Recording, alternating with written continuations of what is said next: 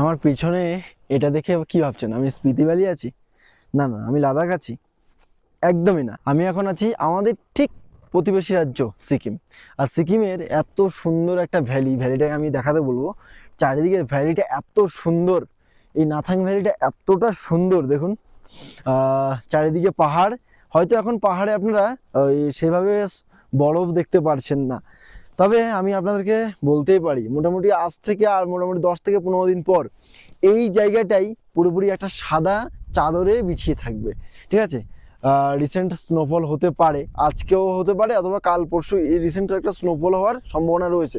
আর তখনই কিন্তু এই নাথাং ভ্যালি যে ভিলেজটা রয়েছে এটা কিন্তু খুব সুন্দরভাবে বরফের চাদরে ঢেকে যাবে। এদিকেও দেখতে পাচ্ছি হালকা স্নোফল হয়েছে, মানে 3 তারিখে স্নোফল হয়েছিল, তো সেই স্নোফলটাই এখনও রয়েছে। আর ভ্যালিটা কিন্তু বেশ দারুণ লাগছে। এখানে ছোট একটা মোনাস্ট্রি রয়েছে, ওইদিকে রয়েছে মোনাস্ট্রি। মোটামুটি চারিদিকের এত সুন্দর সাজানো গোছানো পরিবেশটা আপনাকে একবার হলেও মুগ্ধ করে তুলবে।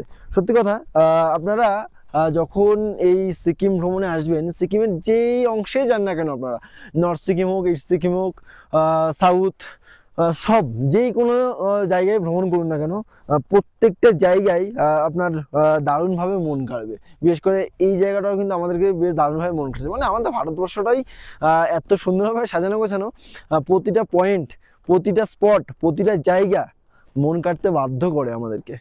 যাই হোক, এরকম ইনফরমেশনগুলো পেতে হলে একটু ফলো করে রাখুন। টাটা।